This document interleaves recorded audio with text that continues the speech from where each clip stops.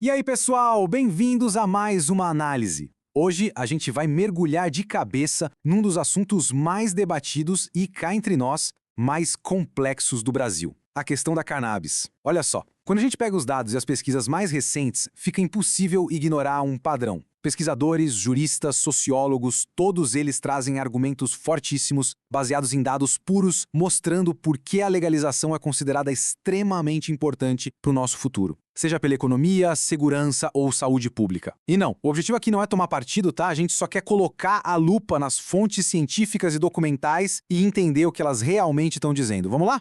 Para organizar o nosso mergulho, a conversa vai passar por 6 pontos rapidinhos. 1. A planta e a ciência. 2. As raízes da proibição no Brasil. 3. O cenário legal atual.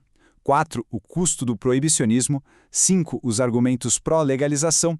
E para fechar, 6. O futuro da cannabis. Bom, começando pelo começo. Seção 1. A planta e a ciência. Tirando toda a camada de política e polêmica, o que é, quimicamente falando, esse organismo botânico? A cannabis sativa não é uma coisinha simples, é uma verdadeira fábrica botânica, com cerca de 565 compostos naturais. Desse total, chamam muita atenção os fitocannabinoides, tipo os famosos CBD e THC. A ciência mostra que esses caras interagem direto com o nosso sistema endocannabinoide. É como se fosse um termostato do nosso corpo, sabe? Regulando sono, dor, humor. Além deles, tem os terpenos, que dão aquele aroma característico e criam um chamado efeito entourage, para potencializar o uso terapêutico. E claro, os flavonoides, que são baita antioxidantes. É pura engenharia da natureza. Legal, mas aí vem a seção 2, raízes da proibição no Brasil. Se a planta tem esse potencial químico todo, como é que ela virou alvo de tanta repressão? Bora dar uma olhada na história. A linha do tempo é, no mínimo, curiosa.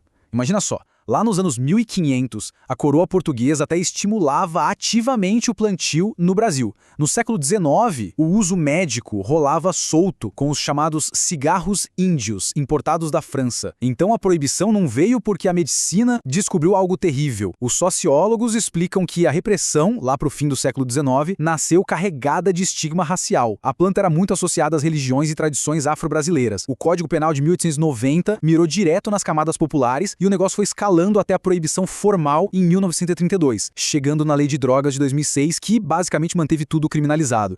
Isso nos traz para a seção 3, o cenário legal atual. Essa bagagem histórica desembocou num labirinto jurídico que é de dar nó na cabeça. A gente vive num vai e vem constante entre avanços e retrocessos. E aqui a gente entra na recente e famosíssima decisão do STF. Muita calma nessa hora. O STF não legalizou o uso recreativo, viu? O que rolou foi a descriminalização do porte para uso pessoal, cravando o limite objetivo de 40 gramas ou 6 plantas fêmeas. O objetivo, puro e simples das fontes jurídicas, separar quem é usuário de quem é traficante.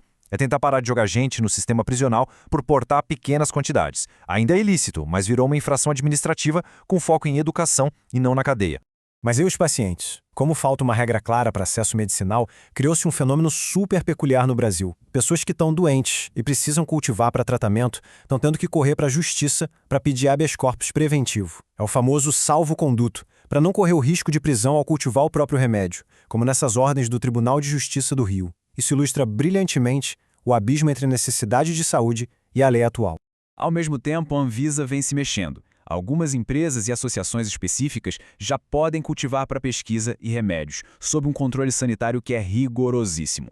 Agora, o pulo do gato é cultivo doméstico individual, aquele em casa. Se a pessoa não tiver o habeas corpus, que a gente acabou de falar, continua sendo estritamente proibido e considerado crime.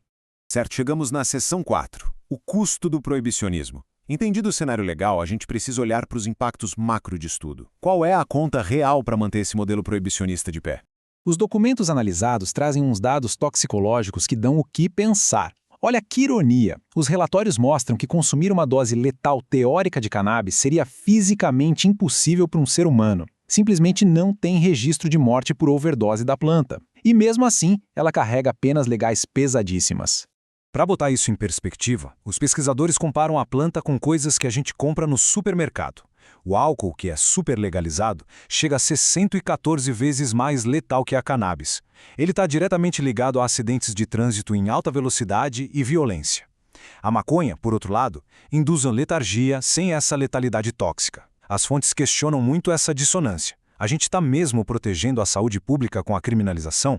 E o preço dessa escolha política é monumental. A literatura mostra que cerca de 30% das prisões por drogas no país são só por causa da maconha. Isso suga bilhões que vão direto para o sistema penal. Enquanto o Estado gasta uma fortuna para apreender pequenas quantidades, menos de 30% dos homicídios reais são solucionados por falta de recursos. Os especialistas são categóricos.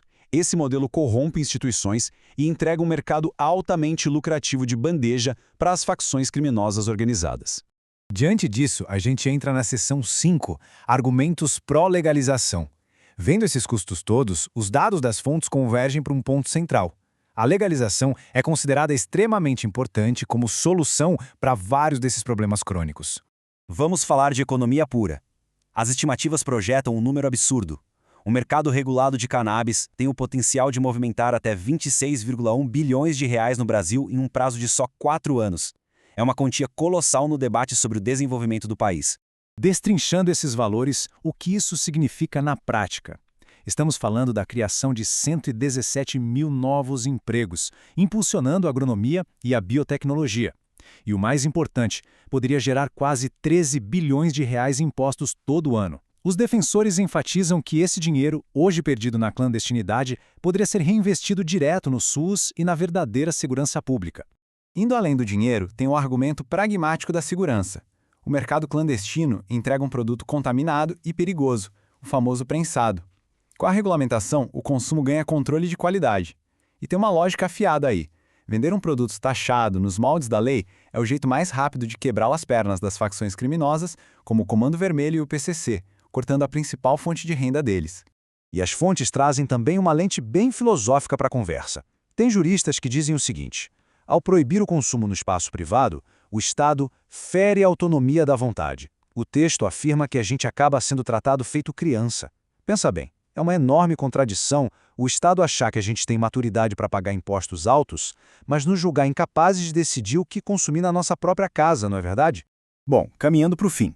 Seção 6. O futuro da cannabis. Depois de ver a ciência, a história e os números, o que as fontes indicam sobre o futuro dessa pauta no Brasil? O foco agora é o Congresso Nacional e o famoso Projeto de Lei 399 de 2015. O problema é que, enquanto a Justiça e a Anvisa vão tentando dar um jeito, o Poder Legislativo está meio paralisado por resistências ideológicas.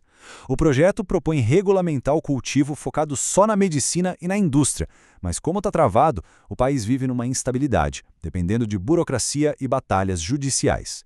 Enquanto o Brasil patina, olhar o cenário global oferece um contraste gigante. Nações desenvolvidas estão abandonando o proibicionismo por puro pragmatismo, não por simpatia. O Canadá colhe bilhões. E em estados americanos, a prisão por maconha despencou 95%, liberando as polícias para crimes reais. E a Alemanha legalizou agora em 2024 com um alvo claro: esvaziar o mercado negro e proteger de verdade a juventude das garras dos traficantes. E assim, a nossa análise se encerra com uma provocação incontornável. Diante de dados científicos tão claros, de bilhões sendo jogados fora e do fracasso de um modelo repressor, a pergunta que fica para a nossa sociedade é: o Brasil vai continuar bancando uma proibição secular e caríssima, ou vai ter a ousadia de abraçar as realidades científicas e econômicas? Fica muito evidente através das fontes que debater a legalização é extremamente importante para o avanço do país. A informação está na mesa. Agora, o debate de verdade está apenas começando. Um grande abraço e até a próxima análise.